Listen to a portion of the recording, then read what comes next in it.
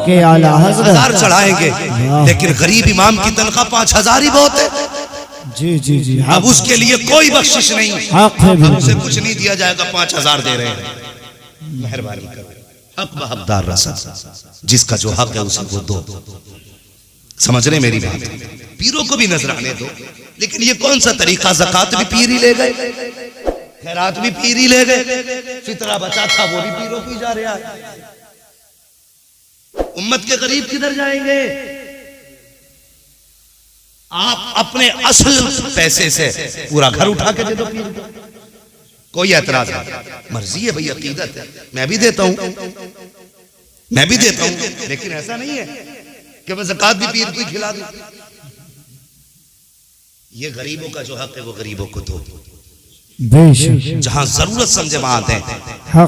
और अगर चाहते हो आपको पीर प्यारा ना, मुझे मेरा पीर बड़ा प्यारा है, मैं अपने पीर को अपनी जान से ज्यादा चाहता हूँ जी, मगर आज मेरा मन करता है ना मैं पीर की रूह को खुशी पहुंचाऊं, तो मैं पीर के नाम पे किसी गरीब को दे देता हूं। तो ये भी तरीके होते हैं ना पीर को राजी करने के, जेब में डालने से पीर राजी होंगे।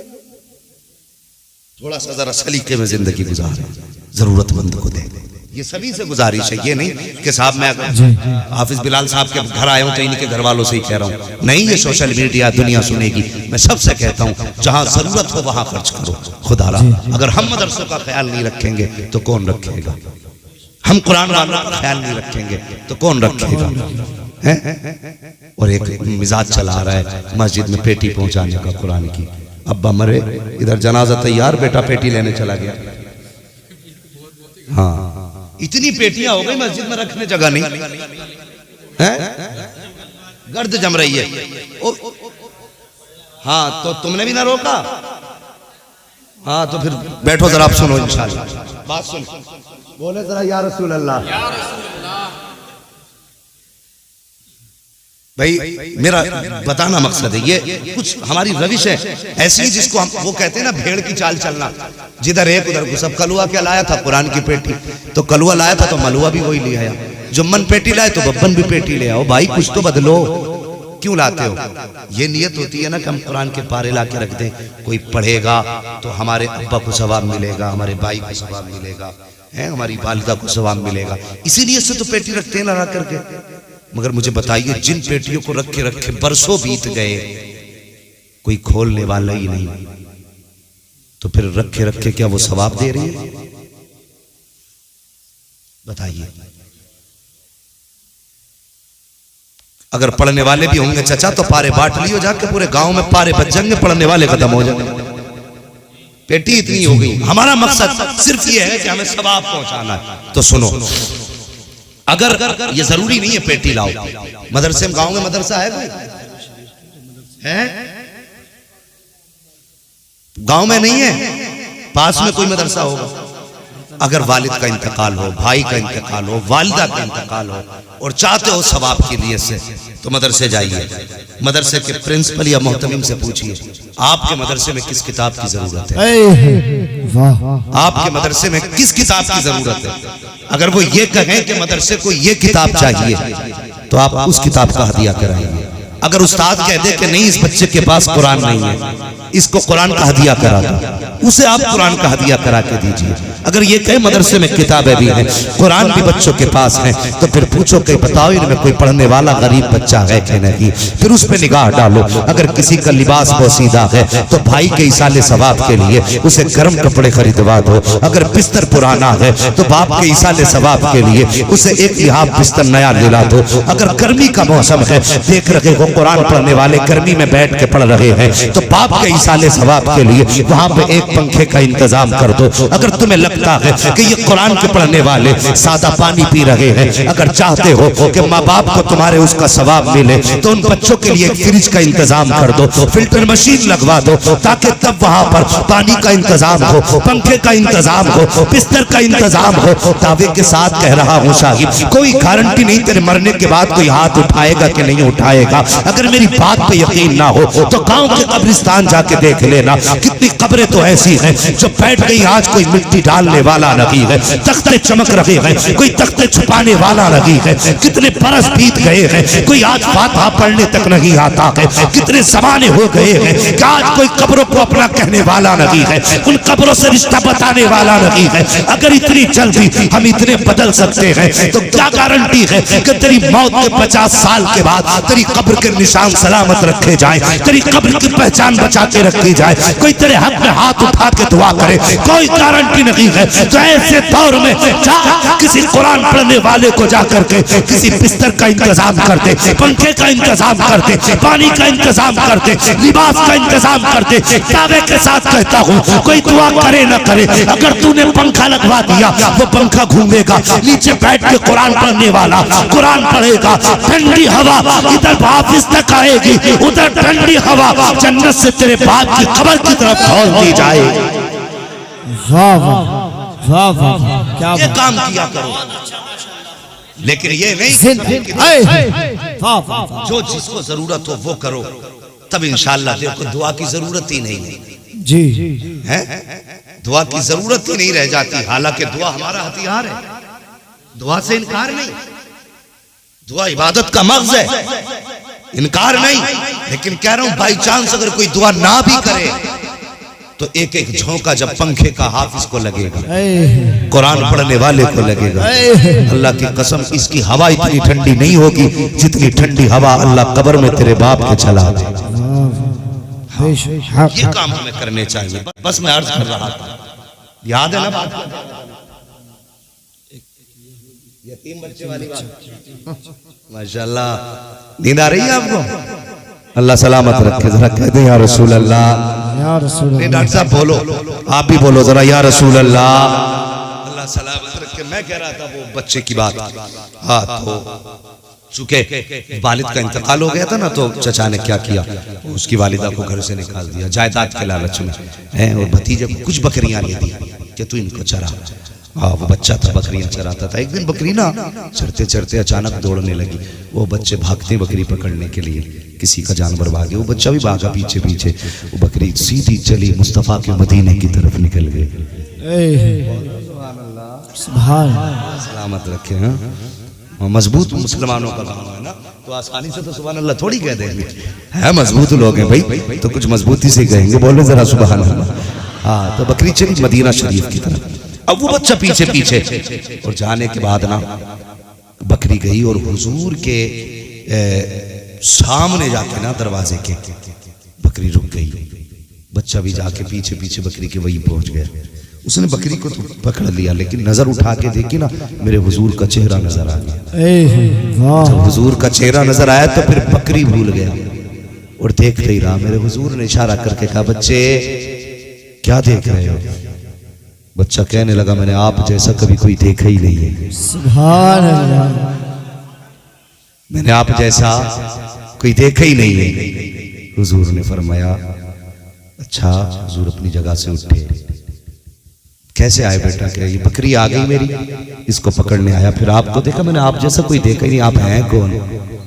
मेरे हुजूर ने फरमाया, अना मोहम्मद रसूलुल्लाह, मैं अल्लाह का रसूल हूँ। का ये कौन होते हैं जी? हुजूर ने बताया, मैं अल्लाह का पैगाम लेकर के आया हूँ। और जब उसको समझाया ना, तो फिर बच्चा कहने लगा, ठीक है अब मैं समझ गया। हुजूर ने फरमाया, जा बेटे समझ गया। तो कहने लगा, फिर ऐसे नहीं जाना ना, बकरी तो मिल ही गई है, फिर कलमा भी साथ में पढ़ा दीजिए। बकरी तो मिल ही गई है, फिर कलमा भी साथ में पढ़ा दीजिए। मेरे हुजूर ने कलमा पढ़ाया, बच्चे ने बकरी ली, वापस चला गया। लेकिन जानते हो ना, ये बच्चा तो जानता था हुजूर को, लेकिन चचा को भी जानता था अपने, तो ये बकरी लेके चला गया। मगर हुजूर का इश्क था, हुजूर का इश्क, और फिर कोई आम इश्क तो नहीं था, इश्क होता ही वो है जो सर चढ़ के बोला करता है। बकरियां चराता और हुजूर का नाम लिया करता। एक दिन ना पीछे से चचा आ गया, कहने लगा, किसका नाम ले रहा है? कहने लगा, अपने महबूब का। सुभान। का कौन है वो? का तूने देखे ही नहीं। का नाम क्या है? कहा मोहम्मद रसूलुल्लाह। उसने इतना सुना ना तो गुस्से में लाल पीला हो गया। का तू जान भी रहा है किसका नाम है ये? उसने कहा हाँ। का किसका? का मेरे महबूब का नाम है। का मेरे महबूब का नाम है। का तुझे पता नहीं हमारे दुश्मन है वो? कहने लगा दुश्मन तुम्हारे, मेरे तो महबूब ही लगते हैं ना। वाह दुश्मन तो तुम्हारे, मेरे तो महबूब ही लगते हैं ना। कहने लगा नहीं नहीं वो हमारे दुश्मन है। कहा चाचा सच बता तूने देखा उन्हें? कहने लगा नहीं। कहा एक बार देख ले फिर बताना तुझे क्या लगते हैं। उसने कहा मुझे नहीं देखना कुछ भी, तू बता छोड़ेगा कि नहीं। उसने कहा जान जा सकती है, नाम नहीं छूटेगा। वाह उसने पकड़ा कान घर लाया, जितना उसे मारना था मारा। मारने के बाद का कमरे में बंद किया। कहने लगा मैं कहीं काम से जा रहा हूँ, शाम तक फैसला कर, मैं वापस आऊंगा। और उसके बाद सुन तुझे फैसला करना है, अगर तू नाम नहीं छोड़ेगा तो तुझे ये जायदाद छोड़नी पड़ेगी, ये बकरियां छोड़नी पड़ेंगी, तुझे सब कुछ छोड़ना पड़ेगा। उसने कहा ठीक है। कहा शाम तक का वक्त है, ये कह के चला गया। सर्दियों का मौसम था, वो ठंडी ठंडी रातें, बच्चा कमरे में बैठा रहा, रोता रहा। अल्लाह अकबर। शाम को फिर चचा आ गया, कमरे से फिर निकाला, रात का वक्त था। कहने लगा बता तूने क्या फैसला किया? बता ये दौलत चाहिए कि मोहम्मद चाहिए? बच्चे ने चचा का चेहरा देखा। कहने लगा कौन पागल है जो मोहम्मद के बदले में दौलत ले ले? उसने कहा चचा दौलत तेरी है, मोहम्मद मेरे हैं। दौलत तेरी, मोहम्मद मेरे हैं, मुझे तेरी दौलत नहीं चाहिए। जब इतनी बात कही ना तो चचा को गुस्सा आया। उसने कहा सुन ये पैर की जूते निकाल, ये पहन रखे ये मेरे हैं। बच्चे ने जूते निकाल दिए। उसने कहा ये कपड़े भी उतार। अल्लाह अकबर। बच्चे की आंख में आंसू आ गए। कहने लगा चचा ये तन पे कपड़े तो रहने दे, सर्दी की रातें हैं, कहाँ जाऊंगा? कहा सुन अगर तू मेरी बात नहीं मानेगा तो ये बदन के कपड़े भी उतारने पड़ेंगे।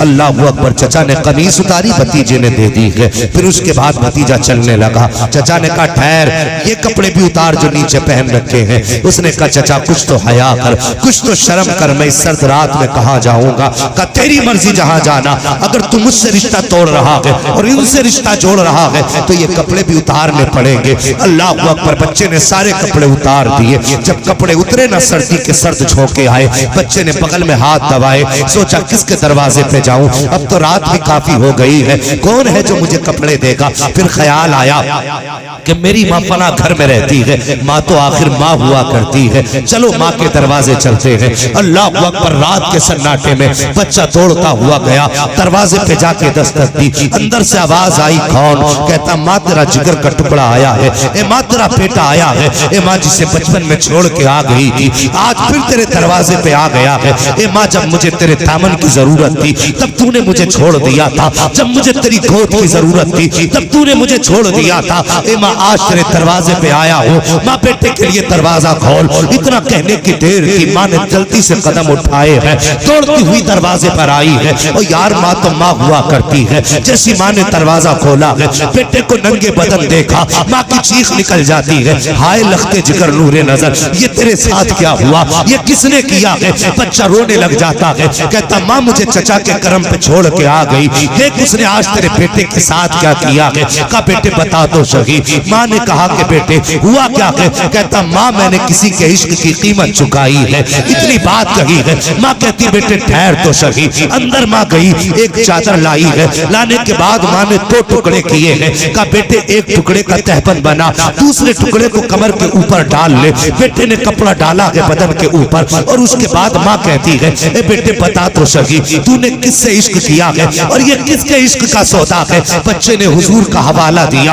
अल्लाह अकबर। माँ कहती है बेटे बता तो सही कहाँ जा रहा है? कहा उसी महबूब के शहर जा रहा हो। माँ ने कहा बेटे कहाँ मिलेगा, कुछ पता तो बता के जा, अगर मुलाकात करनी हो तो कहाँ आना पड़ेगा?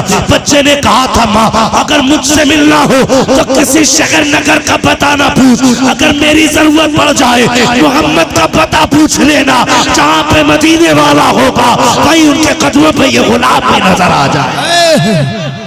वाह वाह अल्लाह तवज्जो है आपकी?